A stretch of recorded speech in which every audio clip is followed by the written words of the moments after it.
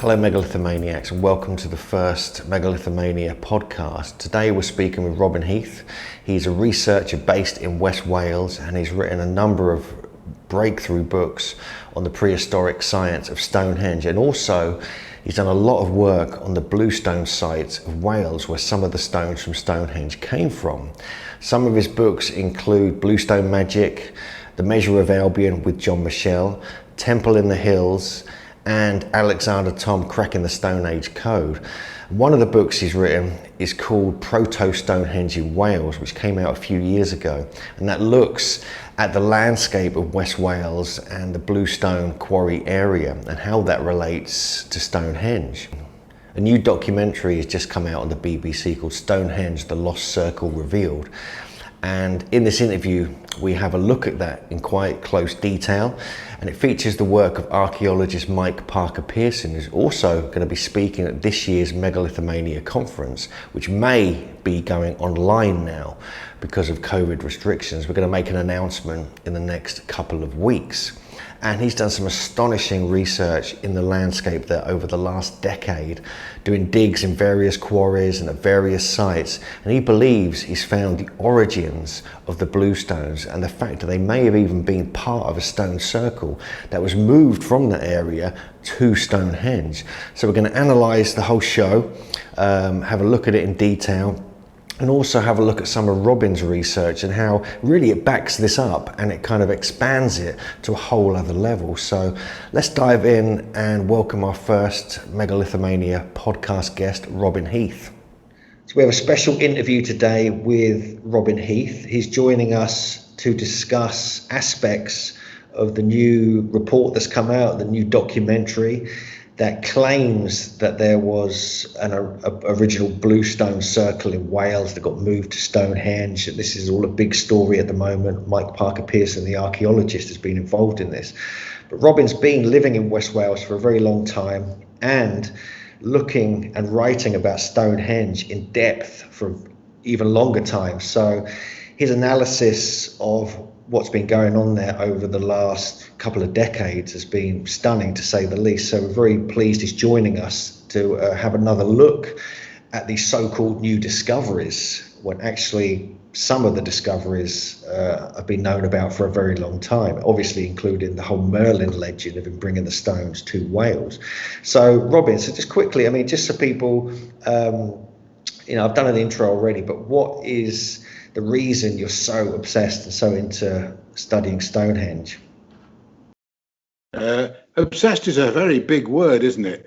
It takes many forms. I think what it is that I, from a child, was very, very impressed by the alleged age of the monuments that we're looking at, the megaliths, the prehistoric monuments. I lived in an area of Cheshire and Derbyshire in the Peak District where there were lots of these things, and my dad knew nothing of their age. He knew they were pre-Roman. And something went off in my head. Hey, Dad doesn't know everything then. And I went to the local library and as an 8-year-old or a 9-year-old and asked the librarian, have you got any books on megalithic, prehistoric monuments, as they were called? And he looked at me as though I was bonkers and couldn't find anything. And eventually I realised that all adults were a waste of time, which they still probably are now. A waste of time because they couldn't give me any information. So I thought, well, someone's got to find out. One thing led to another, and eventually I went to university in Bangor, and simultaneously, for the same year as I went to university in North Wales, which is a beautiful part of Wales, a set of 3 books came out, which one was John Michel's Flying Saucer Vision, followed by Alexander Thom's Megalithic Sites in Britain, and then followed by John Michel's heretical book, The View Over Atlantis. They all came out at the same period. And somewhere in that, I also got some other very good books. And what they did was as I was doing a science degree at the time, they made me look wider than the boundaries of science, or as they perceived the boundaries could be in science, in terms of other phenomena that happened to do with these old sites. And that's where I started to suddenly realize that there was a big schism between the traditional archaeological route and a more, not, I don't want to use the term more scientific route, but a set of alternatives.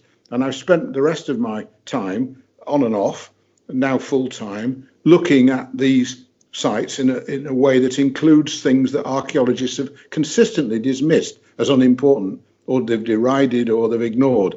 And that's where I am today. And there's many books later, as you say. So with this new documentary that came out, one of the things they did do in it, you mentioned archaeoastronomy, they kind of had a quick look at the archaeoastronomy, which is often overlooked by archaeologists, has been for a long time. You've been at the cutting edge of that for a very long time. What do you make of the idea that they're actually now introducing that into archaeology as such? Well, I didn't think that they did reintroduce it, really. I mean, we've got Professor I think he's retired now, but Professor Clive Ruggles with a total station theodolite, which no one's going to know what that means, really. But I'll tell you what it does mean. It means you get a hernia if you try moving it up a hill. It's a theodo heavy, that one. And it's a precision instrument. And this was a very anomalous part of that bit of the move of the documentary, because Professor Ruggles has consistently written that there was no such thing as precision alignments from the megalithic culture. And therefore, there's a complete anomaly between that statement, which he's written again and again, and the need for him to have the most precise type of theodolite, quite unsuited to do alignments with, by the way, but it's the most accurate theodolite around today. Lots of digital electronics, and it does all sorts of things. It plays tunes, and it is a very effective instrument, but you wouldn't use it, take it into a field study and use it for doing monumental alignments for the setting sun, the moon, the extreme sets of the moon every 18.6 years. And so I didn't think that, I thought after reading this comment so often from him, it was a bit unusual that he was there for a few seconds trying to explain why it was impossible to measure precision alignments, because the sun's moved from where it was 5,000 years ago.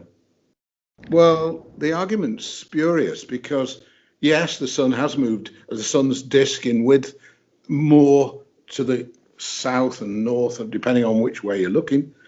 But the thing is that in the megalithic people's day, they just built alignments, and any silly person can go with a small standing stone in a field and put it exactly on alignment to where the sun sets now, and in there now they set them exact.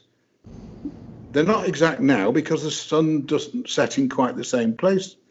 But this wasn't explained. It was an ideal opportunity to get rid of this old chestnut that they couldn't possibly have had precision measurements. You and I could go out with 2 poles in a field with a distant notch in a mountain, and we, by waiting for midsummer sunset, let's say it's midsummer sunset, a bit early in the morning for sunrise at midsummer, we could go there, you and I, and we could set up 2 poles to be exactly on line with that at the moment the sun does its last flash before it disappears into that notch. And we could call that a precision alignment, because it would be. It's no use coming along 5,000 years later and said they couldn't do precision alignments, because you've got to do a little bit of mathematics to work out how much the sun's changed. Here's a program I wrote many years ago. I brought it along to show people. It's many lines long and it's complicated. And that's what science does. We invent aids to make complicated things that would be boring and to make it much faster. So I enter the details and the time, and it automatically works out from a set formula that's scientifically, like the washing powder, it's scientifically proved to be effective. And you work out where the sun and moon rises and sets. And this one prints out the first flash, when it touches the horizon, when it's middle set, and when it's the last flash of the sun or the moon, before it sets. So other way round for rises. It comes the other way around. It's first flash, middle rise, and then disk on the horizon. Too much detail and specialised technical terms would make the film hard to absorb. And anyway, it would not be much relevance to most viewers. Most viewers want a light touch, but they want to feel that something's been achieved. And the third thing that makes a good documentary is when there's acknowledgement of the historical context of the subject. And there was almost nothing of that in this film. And it invokes mystery. It invokes, what is this great big thing doing in a field near Amesbury? And why is it the shape it is? Where did it come from? Who designed it?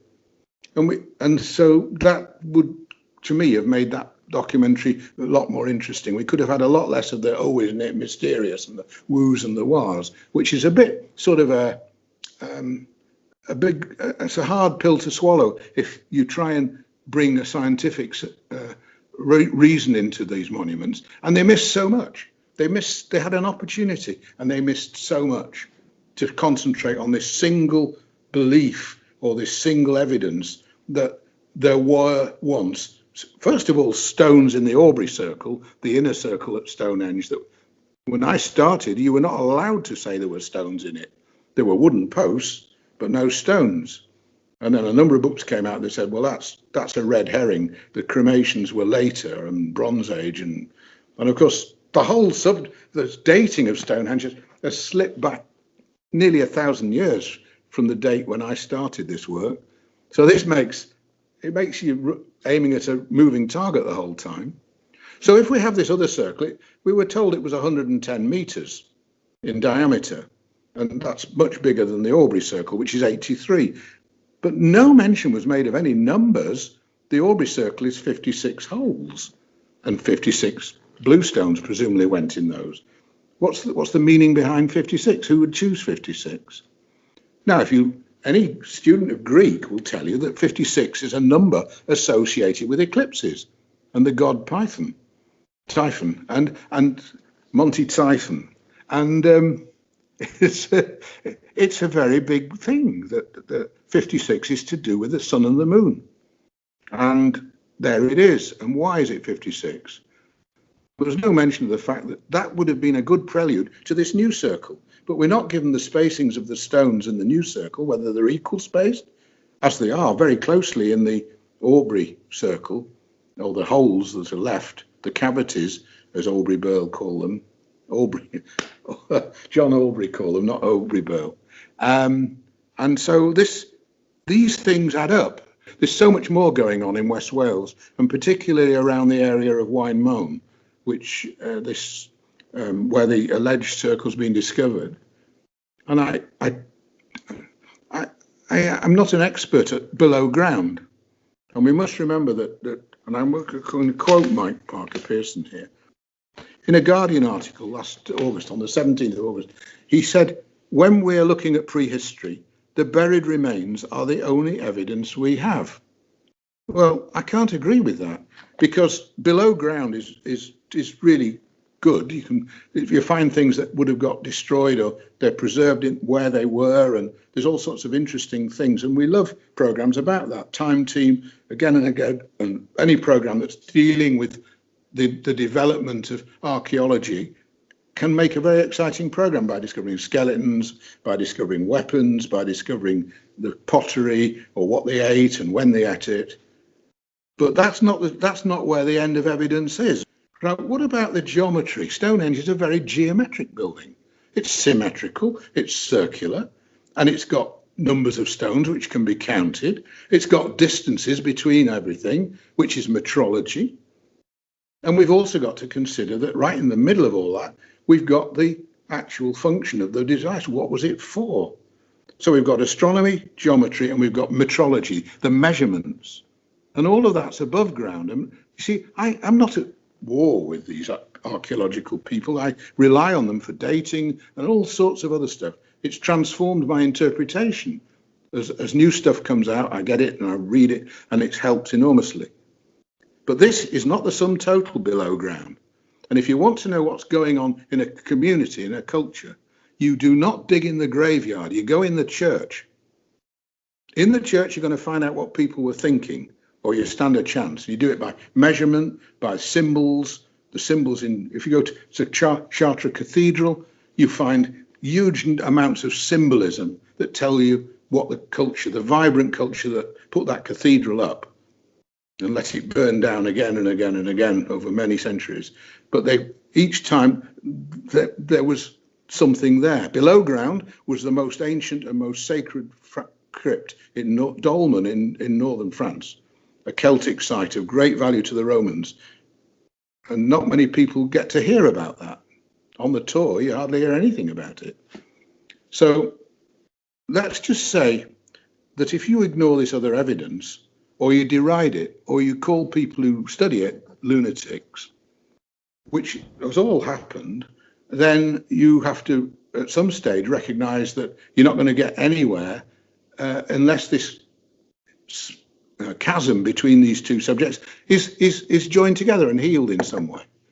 And the best way of doing that is for me not to slag off archaeologists, not at all. They have a valuable function, but that's not the only evidence. And I'm going after this other evidence, which has been ignored or put on the back shelf or quietly poo-pooed and never gets an airing on telly, which I think is unfair. Now, if we take the Stone Wine Moan, which is that is part of a very big geometrical setup in the Preseli Hills. It's exactly south of the anomalous second motte at Nevern Castle, which has recently been excavated, which I think is a very important geodetic spot, but it's exactly north-south of that. And exactly at the middle of that spot, of that line that connects them, is another east-west alignment between Pentrefan, possibly the most well-known dolmen in Wales, and certainly the national symbol put on a lot of the tourist board posters. And we've got a Neolithic burial chamber on the top near the top of Carningley. And that forms a double diamond, a rhomboid of equilateral triangles. And it's very exact. And one feels it can't be an accident geometrically. It's the construction of a vesica piscis, which is a very old symbol. So we've got the geometry there, we've got the geodetics of it, and Wine Mound is right on the southern edge of that, right down at the bottom. And then you look at the metrology of it and you discover it's in each of those arms of the equilateral triangle average out at 11,759 feet, English feet. We don't use metric because it would be silly to use metric for something that's Neolithic. Metric's a sort of Napoleonic attempt at world domination through rulers. And so I don't use meters, but feet, the English foot, is what most people used. And as I came into this subject with fluent in both systems, I decided to keep using the feet and the inches. But there are other measures. And the Russian foot, which is found at a lot of megalithic sites, nothing to do with Russia, but it was first identified there. The Russian foot is 7/6 of the English feet. And if you translate that to 11,759 feet, then something miraculous happens. You find that the diameter of the circle that you can draw in the middle of those two triangles has a diameter, or that 11,759 feet in Russian feet is 10,080 Russian feet. And 10,080 is Plato's number for the diameter of a cathedral. We find the same number in feet, English feet this time, at Stonehenge. The middle of the Sarsen circle is 108 feet. So numerically, it's the same number. And we find it all over the place in temples. I can even find it at Avebury. So if that's the case, and here's another one. Look, we've got the time. We've got all night, haven't we, really? We've got the time. If we go to Avebury, I mean, everyone goes to Avebury and they report how wonderful they feel walking around the landscape at Avebury. All right. Well, I have been to Chartres Cathedral many times when I lived in France, and they tell me the same thing. They come out of that saying, oh, I feel straightened out after being in there. It's sort of done something to me. And you go to Avebury and everybody says the same thing. Then it's not hippy-dippy to say that. I know people who are doctors and people who are crack scientists who go to Avebury, and they've been on tours with me, and they say the same things as the people that go there with peculiar notions and dream catchers and all the other wonderful, colourful things that go on around there. So here we are with a set of conditions where suddenly at Stonehenge and at Avebury, we've got everybody thinking that the area around Stonehenge, around Avebury, the landscape, is somehow special. Now, what is it that makes it special? Is it a temple? So you look at Avebury, and you've got Silbury Hill here on the west side of Avebury, and just to the southwest of it, and you've got another mound, Marlborough Mound, on well to the east of Avebury. If you join a line between the top of Silbury Hill and the top of Marlborough Mound, you get 27,435 English feet. Google Earth, fantastic. You can do that yourself. You can do this at home. Please do this at home. Measure the distance between Silbury Hill Peak and the top of Marlborough Mound near Marlborough College. And then convert it into the megalithic yard of Alexander Thom that he found the value of at Avebury, just up the road, and it's 10,080. The diameter of a temple. Draw a circle, it goes right through the centre of Avebury, and it goes up to the top of the map in the north, and there's Top Temple. So then that's the Avebury landscape, basically. So there's information that I hope you can see from this brief extemporization of my work, that there are things going on that are consistent and that you find regularly at the more complex megalithic sites. Now, if archaeologists could come along and have a look at that, and they might find that, first of all, they'd be very welcome, but secondly, there's a massive amount of information being put together in the last 20 years by various people, including your good self, John Martineau, various other people that we all know. But we're ex-muris, we're outside the walls of the academic world because they don't want this stuff. And I have to ask you, why don't they want it? What is it about this stuff that they don't want? Because if they keep ignoring it, what's going to happen is what's already started. Everything becomes a conspiracy theory, which means that, he doesn't believe that, in ley lines, man, means that it's a conspiracy by the culture we live in. And I don't believe that it's necessarily that. It might be fear, but it might also have to do with the fact that it might be rather embarrassing to find out that people 5,000 years ago were brainy, and possibly more brainy than we are in many areas, or had a higher understanding of the environment than we have. We're not doing very well, are we, in our understanding of the environment? Just at this particular moment in our history, we're not that special. And we're about to make extinct a whole load of species, including possibly ourselves, by just being stupid. But the megalithic people seem to live in some reasonable form of harmony. I mean, Mike Parker Pearson, again, has discovered, and after work by Ewan Mackay and Lord, whatever he's called, Renfrew, in the 60s and 70s at Durrington Walls, that there was a massive party going on. There was like a Glastonbury, winter solstice Glastonbury going on, listening to the rhetoric on some of the other documentaries, where people drove pigs all the length of Britain and, feasted and no doubt got up to all sorts of other things that happened, like what Avebury has. And that shows a very large area of community activity going on. The units of length of the megalithic yard and the various feet that have been found are found throughout Northern Europe and Denmark and Ireland and no doubt other parts of the world. It's even been found in the Latin American countries, the Hunab and the various other things related. So come aboard, give it a spin, you archaeologists, and stop making the documentaries that are perhaps a little bit tedious in their repetitive nature and the lack of information they give. I'm very much enthusiastically supporting the finding of the original stone circle that was moved. But we've had several locations in the last 10 years here. Mike has proposed Castellmawr, which is a huge henge, flat henge, much bigger than the henge at Stonehenge. It's 500 feet, roughly 500 feet across. And it's dead level, right in the middle of the Preseli Mountains. Hard to get to because it's on private land. And from there, you get a wonderful view of the whole Preseli range, coastal-wise, and also on to the south and west of where you're standing. Mike gives an audience to local people every year after his summer, and I think that he's going to have to work hard, from the people I know, to persuade them that Wine Mound is a suitable candidate for treatment. And he himself says that there could be another site that would be more suitable. So I think that's fair, but he should come and find it. And maybe he should be based here rather than come here once a year for a long extended spell, and drink beer at Bluestone Breweries, which is where the lecture's given every year now.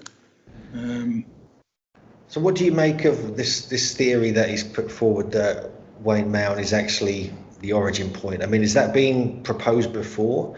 And are the stones actually blue stones that are in that supposed part of a circle? The important thing about Wine Mountain is it's a singleton. There's no stone circle visible near it. Round the corner, about a third of a mile away, to the northeast of that site, up a steep hill, there's two recumbent stones. They're big ones, and there's another one that looks remarkably like Wine Mound, but it's just like a small stone. I don't think that they're very good examples of bluestone, but I'm not a geologist, and I'm not going to hack a bit off to do a sample. That's not part of my qualification to do. I'm not going to desecrate a site. Wayne Mound stands in a spring of water.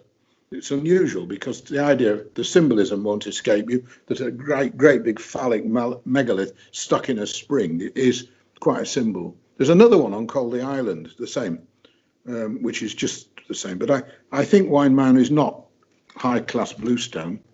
But then the ones at Stonehenge aren't all high-class bluestone. There's quite a lot of stuff that's a sort of rough imitation of bluestone or a similar mineral. And I'm not a geologist, so it's not my area. I have to rely on what they say.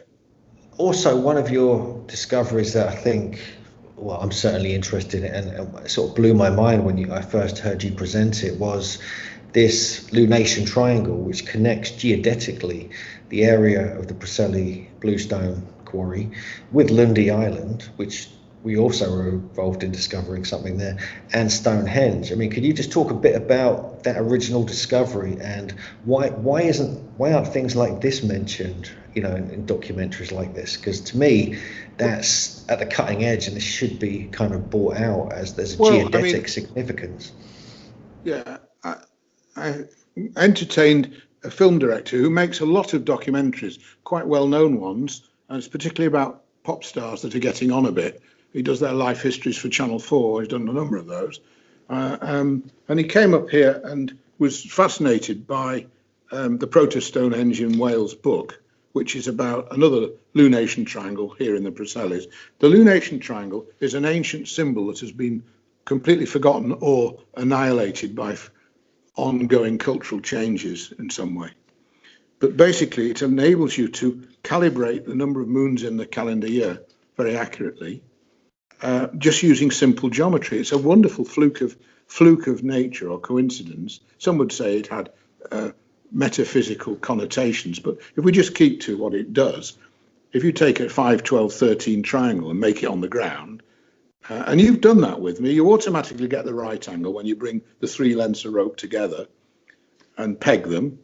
And then you very quickly from that, you can derive the number of lunations in a year, the number of full moons exactly in the solar year. And it's all calibrated for you. So that then, if you make another rope of that number of moons marked off, there are about 12 and a third moons in a year. They're not 12. We have 12 months in the year, but they're not real months. And we used to have 13, and it's not quite 13 either. It's 12 and a third, roughly. But if you have 2 lengths of rope, then along something like a cursus or a straight level piece of land, you can slide years of these ropes together, and that will enable you with one other little trick that the Lunation Triangle offers, which is strange that it should do. It offers you the chance to predict eclipses in advance. And I'm in no doubt that that was one of their star turns, to be able to predict an eclipse. Gives you a certain amount of edge over the people that you are the priest of, or that you are the wise person of.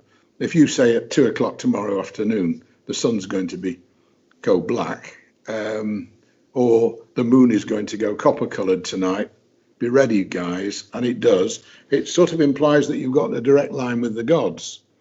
And that brings me to another subject. Before we carry on with the Lunation Triangle, if we're going to be in touch with the gods, we've got to say as above, so below becomes a very important maxim. And many of these temples are an attempt to draw down the sky onto the earth. And I think that Stonehenge is acknowledged to be a temple to the sun and the moon. We've got quotes from Greek philosophers saying that just that. Diodorus as well says, every 19 years the sun revisits the land, and we've got all sorts of things that link Stonehenge to the sun and the moon going on geometrically, meteorologically, and metrologically. But so astronomically, the sun and the moon are related at Stonehenge through the station stone rectangle, which is a 12-5 rectangle. So the sides are 5 and 12. The diagonal is 13, and that's the basis of the Lunation Triangle. So we find one in Stonehenge, and it's in units of 8 megalithic yards. And this has been established by famous Stonehenge writers like Richard Atkinson and Alexander Thom. So the surveys at Stonehenge show that to be true, and therefore when you see the 5 sides pointing at the solar extremes, the midwinter and midsummer solstice, and the long sides pointing to the moon, maximums, setting and rising, then you can say that that's aligned sight.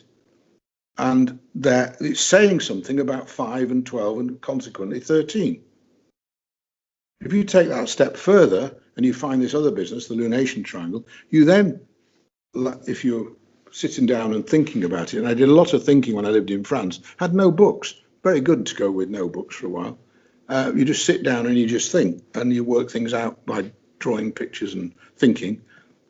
I looked at Stonehenge on the map, and I had this map of southern Britain, and I had to travel through that territory in order to get back where I lived in Wales from this ferry. And I used to have a big motorbike then, and I used to hare back on the ferry because it was almost free, and you just went as a foot passenger.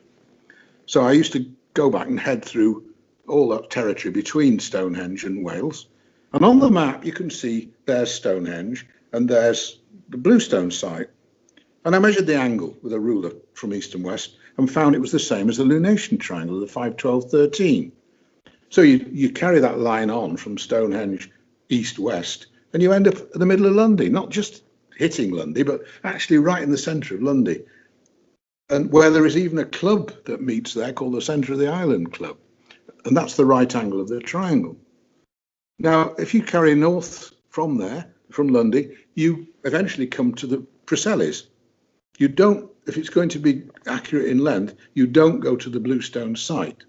It's a bit too far, but you go to a peak that had quartz on the top of it, called Carn Wen, that's rapidly being destroyed as I speak by people who want road material. But they've got to keep the profile right. But at the top there were huge pieces of quartz all over the place. The area is the size of 2 football pitches, and it's flat. And up till recently, if you went up there and you didn't make a lot of fuss, no one bothered you. But now it's patrolled because there's a huge cliff on one edge. It's quite dangerous, really. So that's the theoretical point.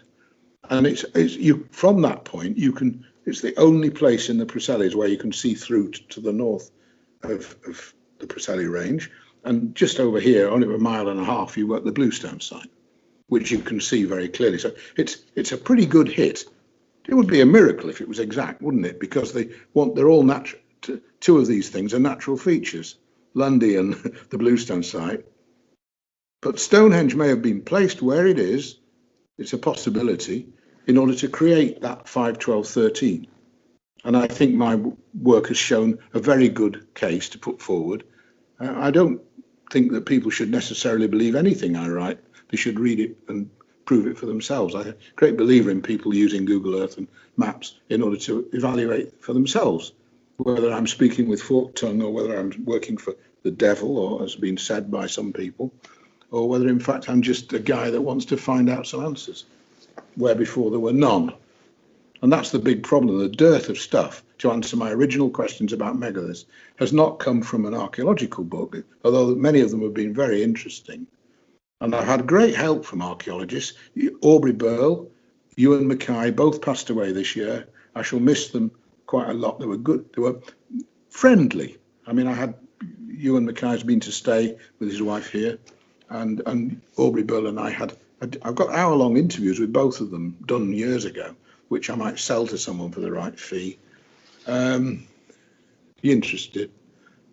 Definitely. Let's put it up on the Megalithomania YouTube channel. People would love it. Megalithic eBay, I thought. Yeah. No, well, they're absolutely. I mean, Aubrey Burl. I didn't know Ewan Mackay had passed. I did not know that. Was that he spoke at Megalithomania a few years ago. He was absolutely brilliant. Yes, he did. I persuaded him to go. Thank you. I said it'd do you good, Ewan, and he was a very mild-mannered man, and not the brash northerner that I can be, but he was a lot of fun. And we went. He took me around sites in Scotland, like Kintraw, and the one in the valley where the lunar maximum stones are. The really good Templewood. And we spent an afternoon there, and he got, because of his curator of the museum, he got the opportunity to open up the exhibit. I saw the 33 stones that they found at the equinoctial site at Brainport Bay, 33 being the number of the sun. And, that was interesting. They found a rotten leather bag underneath the stone where you take the measurements from, and in it were 33 little pebbles. And that was quite good. And we spent a very nice day there. So I've got no qualms that these people were my friends and we had good times together. But I just think right now, after seeing this documentary, it would be good if we could stop this silly barrier thing and just start to do a bit of work together. And I think, I mean, I'm up for it. I'm sure quite a lot of archaeologists I've talked to are up for it. But for some reason, it's not happening, and I need to know what that reason is, and I will find out. Good.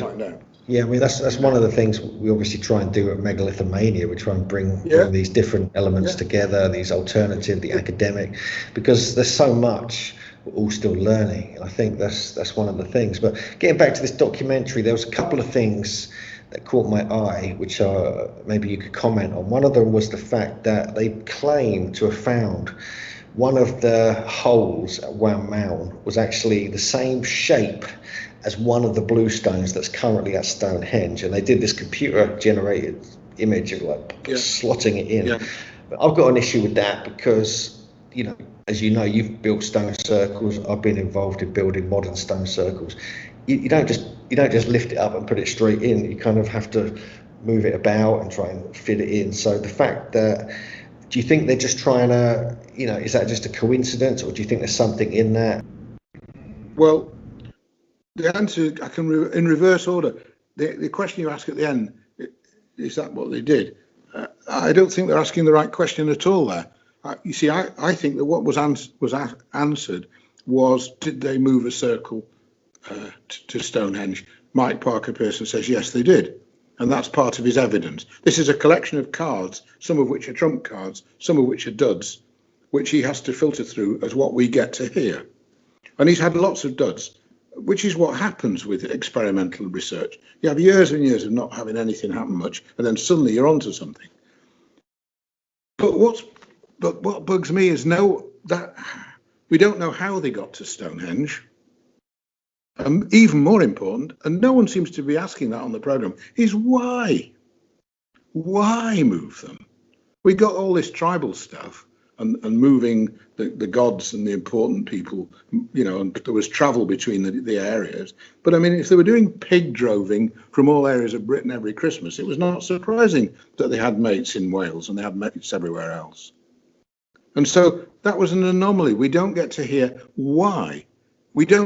John Michel was very blunt about it. He said the single question that everyone wants to know is not all this other stuff. It's what were they for, these monuments? Whether it's a stone circle that might or might not have been at Stonehenge or Stonehenge itself. We have not answered that central question yet. Why were they built and what were they for? And that's what I want to do. And it's what I've set myself a task in trying to answer before I leave this mortal coil, shuffle it off and go somewhere else exciting. Hopefully not for a while. Yeah, hopefully not for a while. So another thing. You're a good man. You're a good man. Another thing in this documentary as well, which kind of caught my attention, was the other bluestone quarry, which has the rhyolite, which Craig Rossi fell in. I went up to that a couple of years ago, and that's a different type of bluestone. It's rhyolite type, and only one or maybe two stones at Stonehenge are made of that. But in the program, they didn't really say that. They said this is just one of the main bluestone sites. You're right, and a lot of local people are very confused by that. But on the other hand, it's very difficult for someone in the position Mike Parker Pearson's in to describe it in technical terms, because again it would broach what makes a good program. He's got to pitch it for the public, and therefore the other stuff which nobody's going to read from the public, the academic documents, the papers and all that, it's going to make it very difficult for him.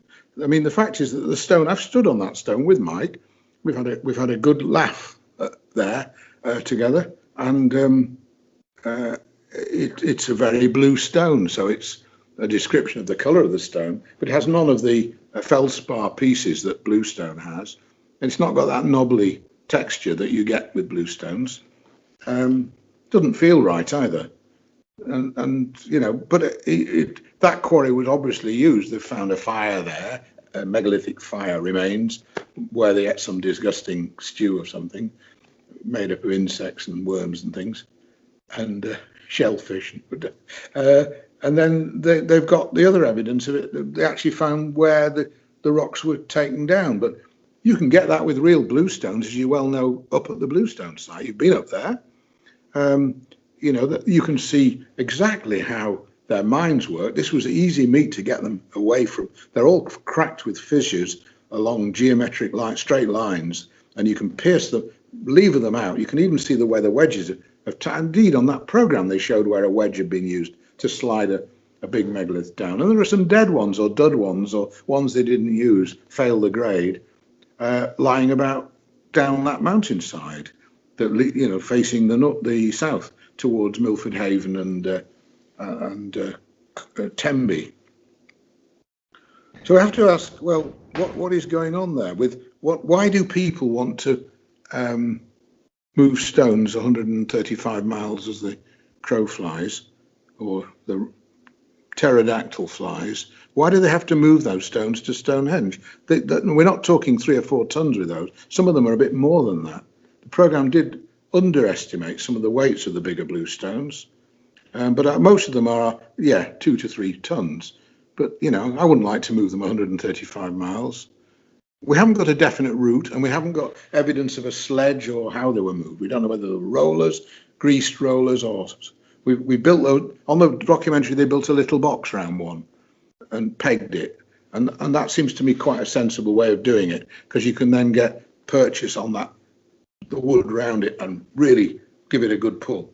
And but moving it 135 miles, there's got to be an immense and powerful reason to get people to do that. Especially when this Sarson's just up the road, as we know, just at Marlborough Downs, at Fifield Down, just near Avebury. So they're only about 17 or 18 miles away.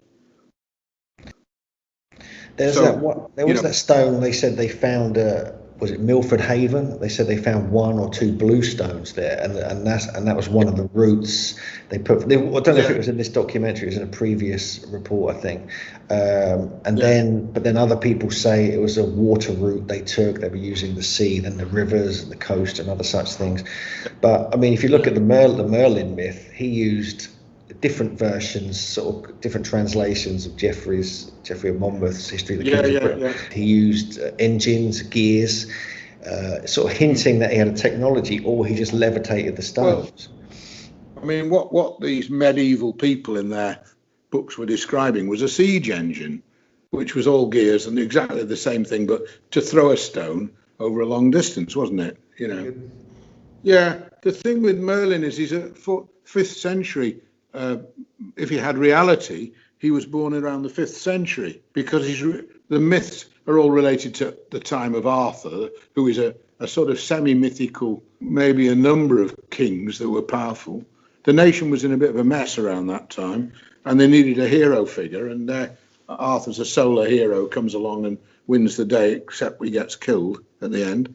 But the thing is that the stones were described on the documentary, I think it was by the presenter, as being Alice. It was presented as though Merlin said that the stones came from Ireland, and everyone immediately then looks to Ireland for the source of the stone, or in some cases from Africa. But the point that wasn't made is, and little known even by Welsh people, is that in the 5th century, this area, the Bluestone area, and most of South West Wales was ruled by the Irish. But I mean, I'm not writing anything revolutionary there. It's well known.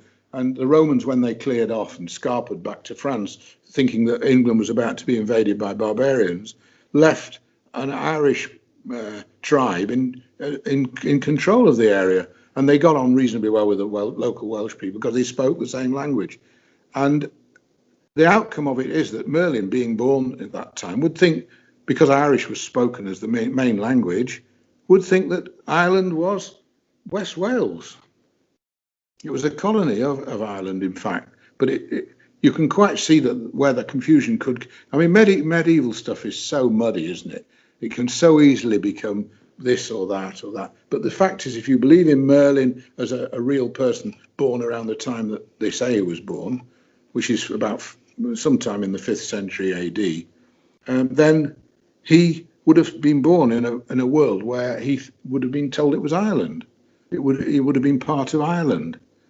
And trips across the sea were made with freedom. The monks were able to travel wherever they wanted, and it was on a main trading route. So, you know, from Ireland. So that's just one aspect of it. And I thought Merlin was presented on the programme as though he was some sort of Neolithic person, or much earlier than post-Christian. A lot of Welsh historians would have been cringing, and they're grinding their teeth at that point. But I don't want to criticise the programme for bringing it up, because it's part of Stonehenge's history. And it's as interesting as the monument itself, the varied history, and the number of people have added to it over the years. But if you wanted to know what to do with Stonehenge, I certainly wouldn't wrap it up in cellophane and make sure no one sees it, which seems to be much more what's going on now with monuments. They need to be properly secure, but people need to be in them to experience what they do. They affect people. And that's another aspect, nothing to do with my regular work, but very much part of my experience at sites. But I have had about 84 emails in the last few days, some from academics, most of them from people who either I know who have been on tours or have listened to read books of mine and other people, and want to let me know how it felt like they've been to a funeral. But for all the work that's been done on the other aspects of these monuments, we're still stuck with whether this stone went to Stonehenge, which is something that goes back decades. This idea of stones being moved. It's a century, very nearly, since the first guy measured the bluestones, the petrography of the stones in the Bluestone Quarry, and found that they matched stones at Stonehenge. Hubert Thomas, in 1923, gave a paper to the Geographical Society. I think he might even have been president for a while. And the paper was well received. And from that moment on, everybody has had this in their head that the bluestones came from Wales. It's been challenged. How they got there has been challenged. It's either Ice Age movement, or it's, it couldn't possibly be human, or it's sweat and toil. And that's hard to explain too. So the answer to your question is that unless you've gone through the route of understanding that stuff, you're not prepared to understand properly the nature of a documentary like we saw. I think there was a lot of background that could have been put in there. And I can show you in the Preselis, and connected with all the sites that everybody goes to see, another lunation triangle that's so accurate, it's unbelievably accurate. And it's there across miles of territory, and 3 high points that are well known, one marked with a very well known monument, one marked with a monument that's been nearly destroyed by a farmer trying to get rid of rabbits in the 1950s, and Carningley, which is the sacred mountain of the area. And it's a 5, 12, 13, and it's in units that are to do with the time periods of the sun and moon, and in megalithic yards. I can't rest my case. And do you want to hear another one? Do you want to hear another good one? Sure. Another good one is Stonehenge. Right, we all know that it's for years. This is another weakness. I'm answering your question, I'm not wandering here. But you asked me, and other people have made the comment that what's happened to Lionel Sims' theory of the midwinter sunset being the most important. Suddenly we're back on solar solstice is back.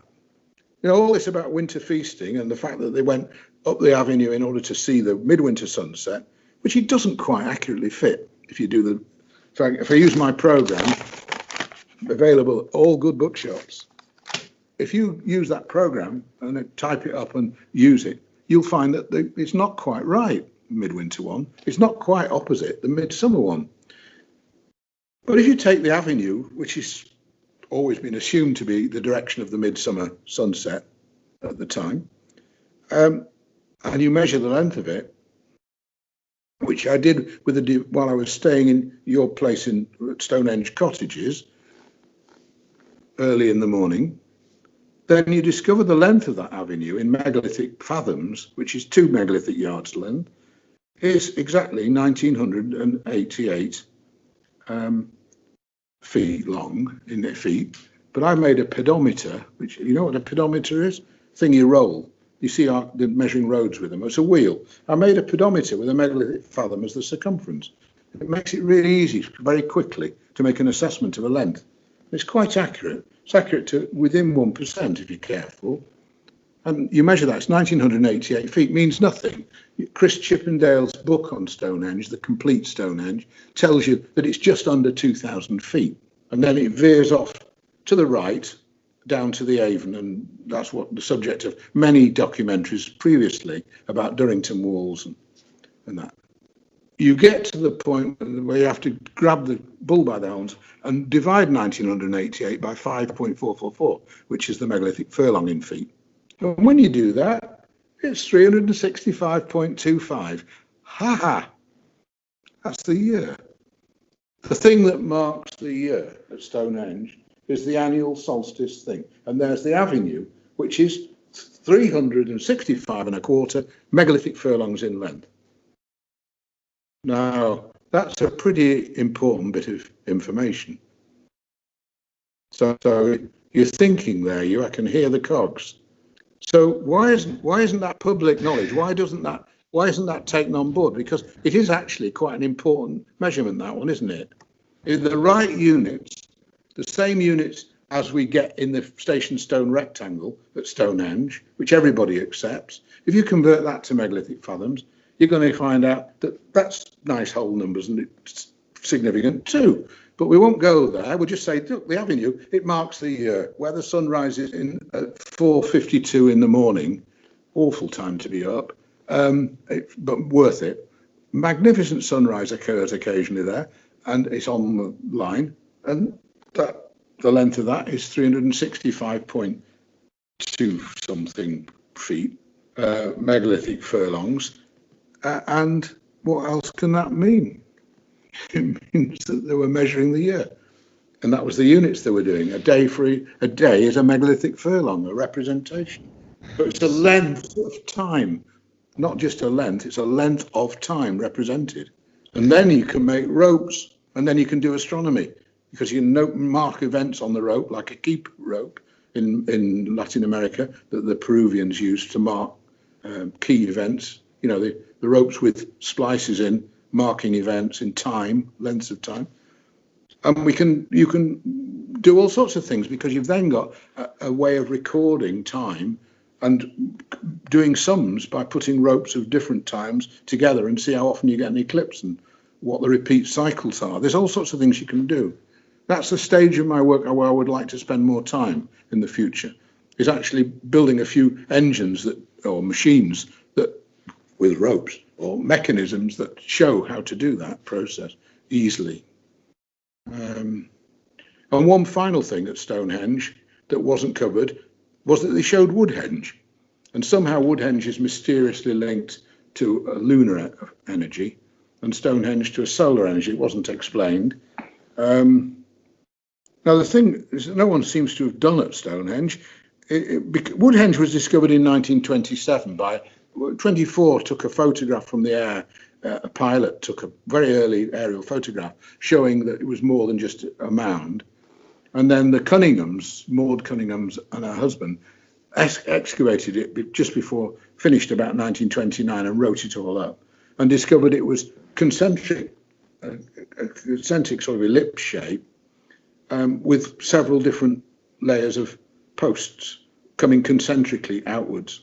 Now, that's not what concerns me here. The middle of it, of the monument, and connected to the middle of Stonehenge, is at the same angle from east-west as the Lunation Triangle, or a 5-12-13. Make a 5-12-13 with you've no right angle that I can find on the ground. We would have to go underground. We'd have to go into Mike Parker Pearson's domain of being only evidence underground. That needs to be looked at. That right angle, I can define that point exactly. No one's asked me for it, but you can do. You know, it'd be nice to be asked sometimes. And I would say it's there. Those coordinates. Go there, dig, load get your wheelbarrows and your towed tractors and get all your beeps and your electronic signals and just see what's under that point. But the point is, it is a 5-12-13 triangle, and it's in units of. Well, it's in units that are multiples of the Aubrey circle diameter at Stonehenge. Now, if that's the case, you can't say that Woodhenge is somehow not to do with Stonehenge. It's its sister. It's like Cinderella. It's been ignored. It's a load of concrete dustbin lid moulds that are emptied in the field. It's a hideous mess because it's been done by the Ministry of Works, which wasn't the most artistic group of people around in the 1930s. But it is a remarkable coincidence that it's a 5-12-13 triangle that's using units of length that make sense astronomically. And maybe the people who are listening to this might like to go and verify that. I've got that on my website. There's details of that. And I'm doing this off the cuff. I've not got a script or anything to read.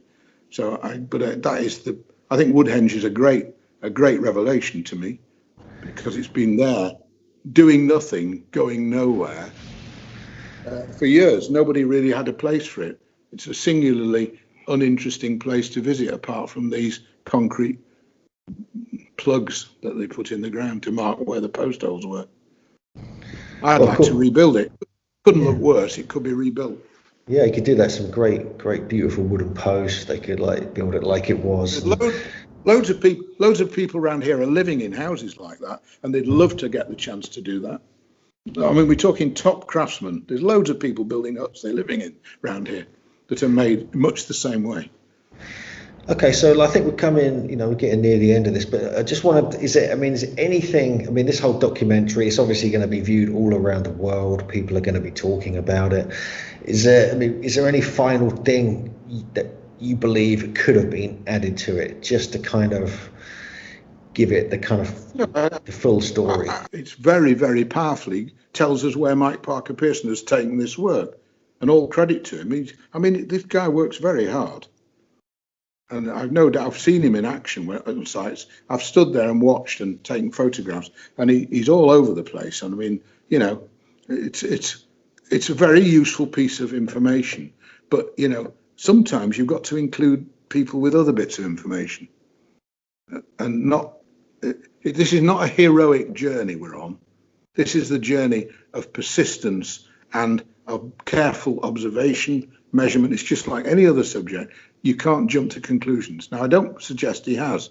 He's taken a long time. So 10 out of 10 for that. I think that the idea of not including enough background information is probably a product of the editor's flaw rather than the people who took part. I think that the decision was taken to remove number, remove complication. I've been told again and again, your stuff's got too much numbers in it. Well, I put to these people, how are you ever going to understand a culture that I can see were totally using number and form and geometry all the time? It seems to be that that was one of their major things that they were doing. And if you take monuments on the landscape and how they're connected one to another, no one's looked at that. And once you look at that, you see that this, if you can't put number down in a documentary, if it's taboo, you're never going to understand the culture. And I think that's a good place to end. Do we want to understand this culture and get real, or do we want to continue to dig up the graveyard? And all we're going to find is death, weapons, and we'll find interesting things, sure. But there's so much on the top that anybody can do. You don't need an archaeological degree to measure the distance apart of any of these places. And it's really good with Google Earth. You can get really accurate. And you can do it I mean, I've got a big, I'll show you. A special treat tonight. I've got a big old-fashioned drawing board over there with a map on it. Can you see it? Yeah. That's what I use all the time. And a pair of dividers and measure. So there you are.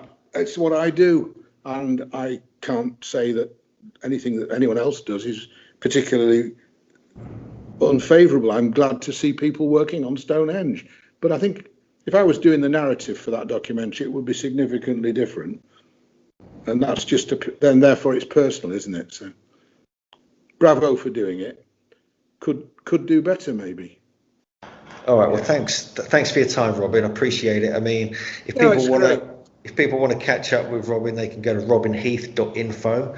The relevant books that kind of cover some of the stuff we've been talking about are Temple in the Hills and Proto Stonehenge in Wales, which came out some time ago before this documentary, obviously. And Robin just gives a much more detailed and a different perspective, and because you live there, obviously you get a chance to actually study the landscape to a very high level. So yeah, thanks again, Robin. Appreciate it. Yeah, thank you, Hugh. I hope I've provided you with enough information. That's fantastic. Thanks so much, Robin, and I'll catch up with you soon.